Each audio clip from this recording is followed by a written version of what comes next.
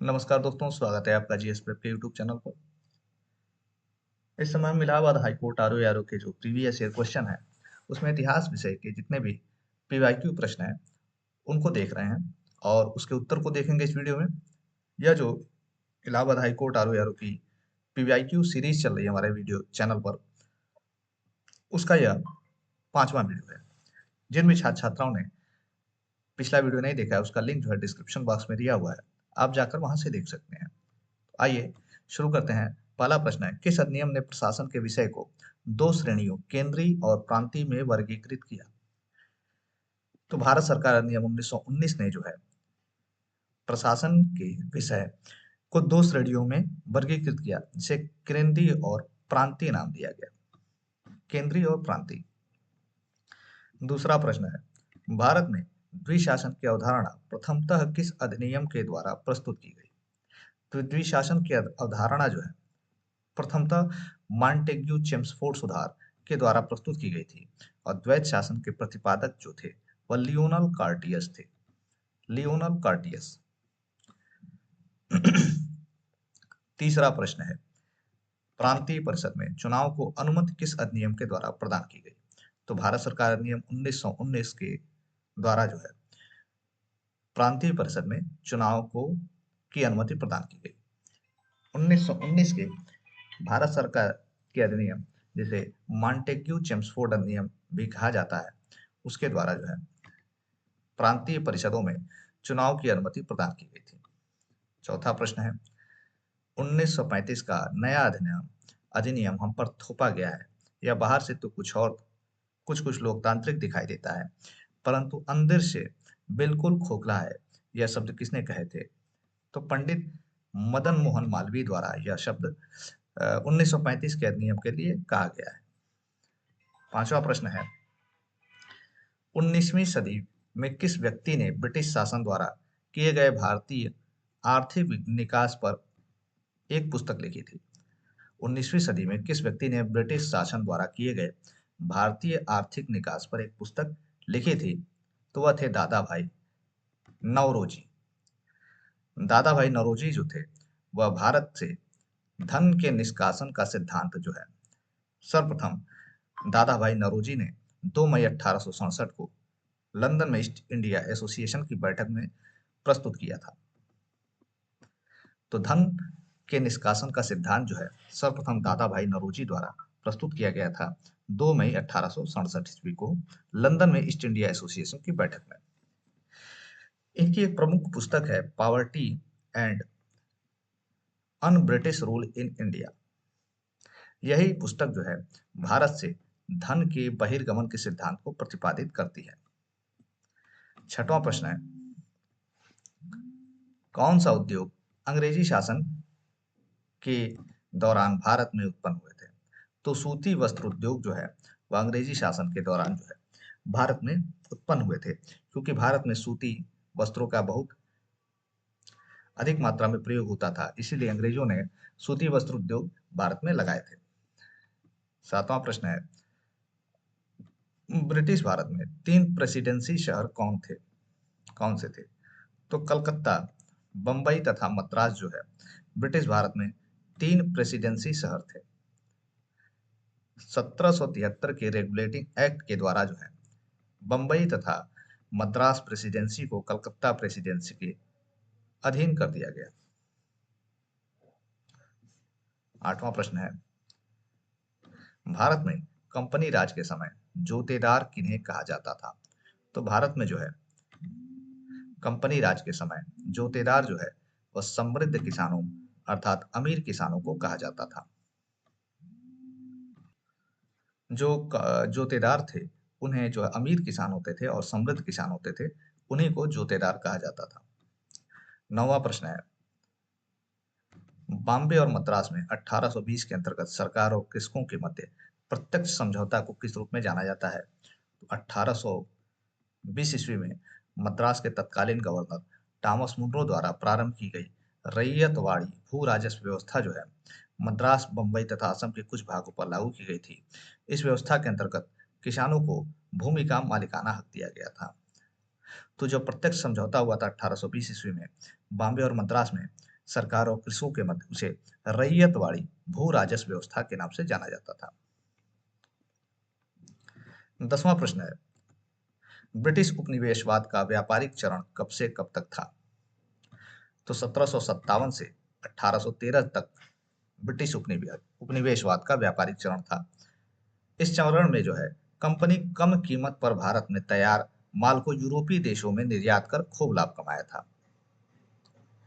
11वां प्रश्न है, शासन के अंतर्गत दादन भाई नौरोजी ने कौन सी पुस्तक लिखी थी?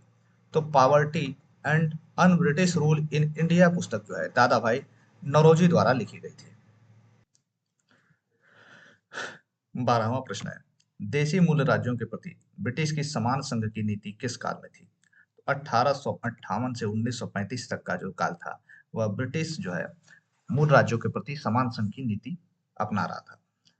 1858 के बाद जो है भारत का शासन कंपनी के हाथों से सीधा ब्रिटिश ताज के पास चला गया था, क्योंकि 1857 की क्रांति होती है और उसके बाद जो है 1858 में जो है भारत में जो कंपनी शासन कर रही थी वह जो है सीधे ब्रिटिश सरकार के हाथ में भारत का शासन चला जाता है।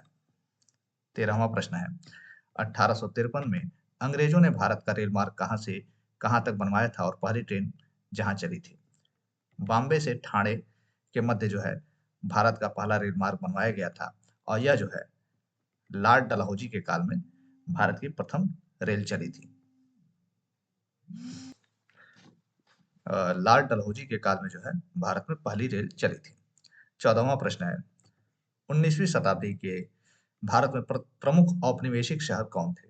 तो बंबई, कलकत्ता तथा मद्रास जो थे वो भारत में 19वीं शताब्दी के प्रमुख औपनिवेशिक शहर थे। 15वां प्रश्न है, प्रथम विश्व युद्ध के दौरान भारत में पैदा हुई नई आर्थिक स्थिति का प्रभाव क्या था? तो जब प्रथम विश्व युद्ध के दौरान जो है ग्रामीण क्षेत्रों में सेना के लिए बलपूर्वक भर्तियां की गई, जो रक्षा व्यय को कई गुना बढ़ा दिया गया। करों तथा आयात में वृद्धि कर दी गई तथा जिसके कारण जो है आम चीजों में की कीमतों में जो है भारी कमी हो गई थी। 16वां प्रश्न है, वुड डिस्पैच की प्रमुख सिफारिशें क्या थी?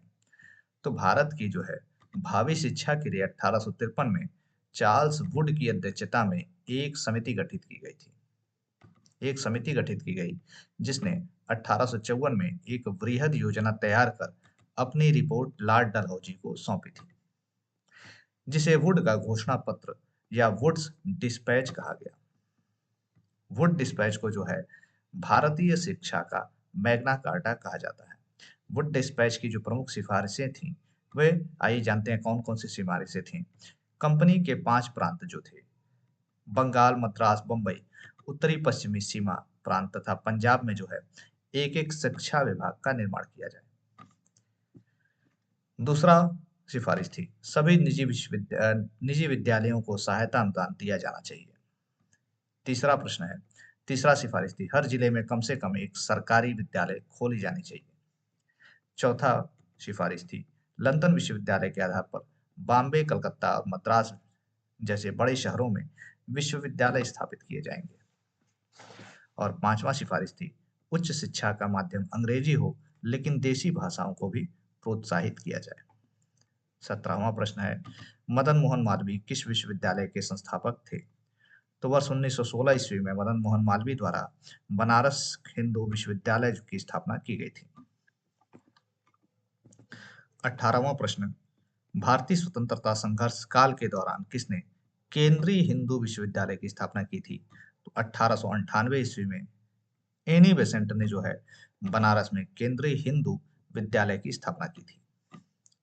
19वां प्रश्न है, मोहम्मद एंग्लो ओरिएंटल कॉलेज जो बाद में अलीगढ़ मुस्लिम विश्वविद्यालय के रूप में प्रसिद्ध हुआ की स्थापना किसने की थी? तो अलीगढ़ मुस्लिम विश्वविद्यालय की स्थापना जो है सर सैयद अहमद खान द्वारा की गई थी वर्ष 1875 ईस्वी में। 20वां प्रश्न है, मद्रास विश्वविद्यालय के साथ साथ बंबई विश्वविद्यालय और कलकत्ता विश्वविद्यालयों की स्थापना 1857 में किस रिपोर्ट की सिफारिशों पर की गई थी? तो 1854 के वुड डिस्पैच रिपोर्ट के सिफारिशों पर की गई थी। 21वां प्रश्न है, किसने मुफ्त एवं अनिवार्य शिक्षा हेतु बिल पेश किया था?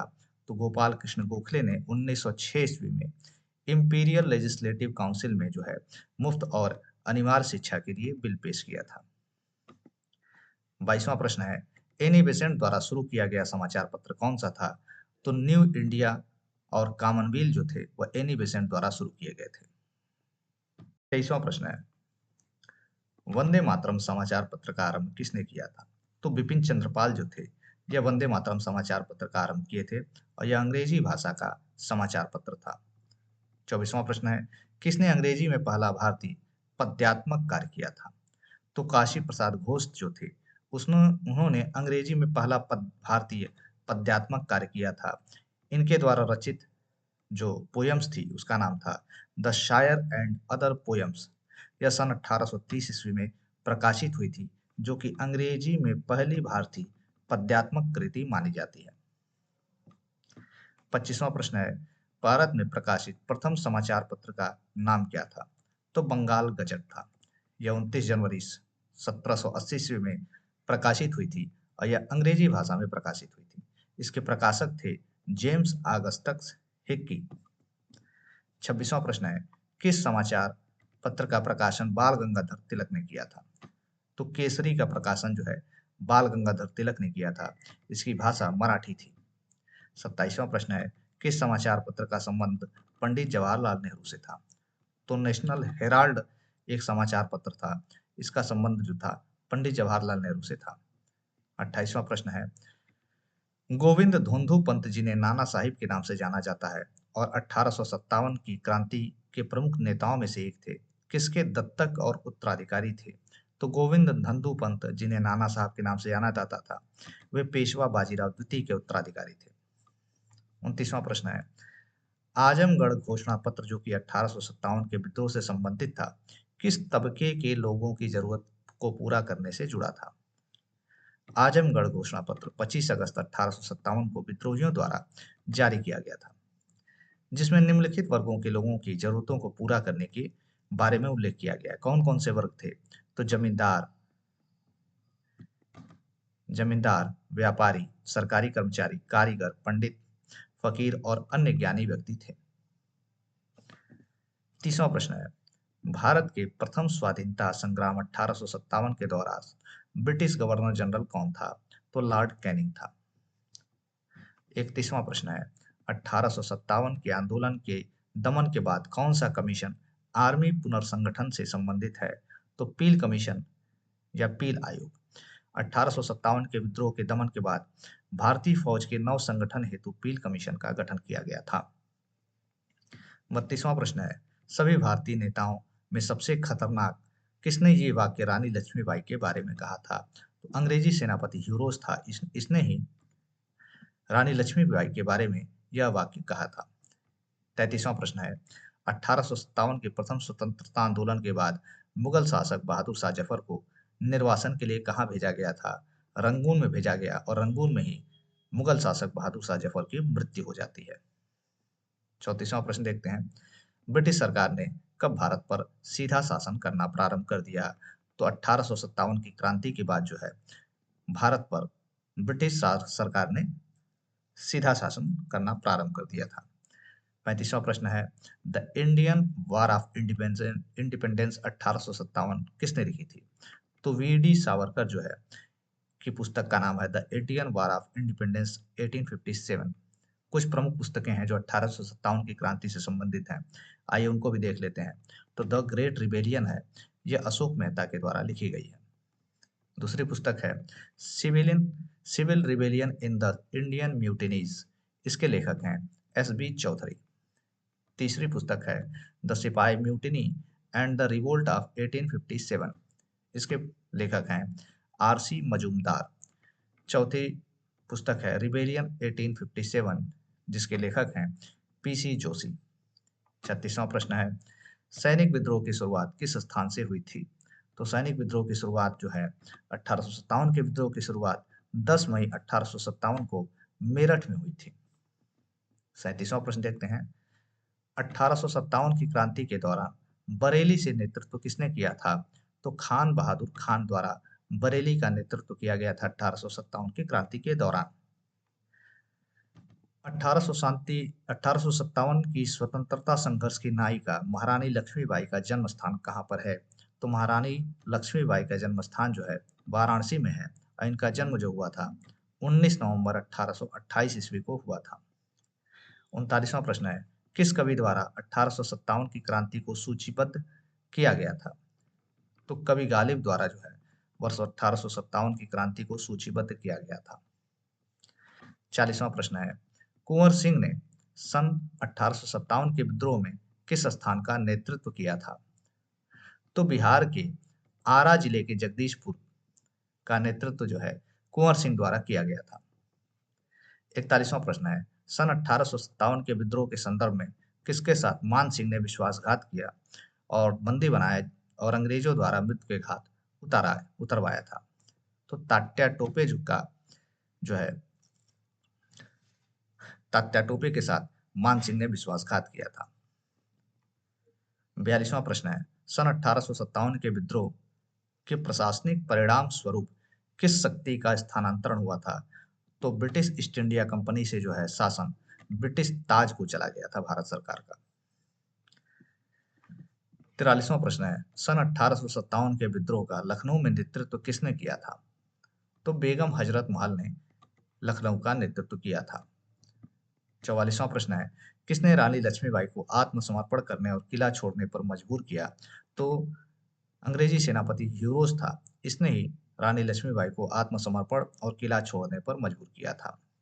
45वां प्रश्न है, 1857 के आंदोलन के दिन में डंका शाह के नाम से किन्हें जाना जाता था?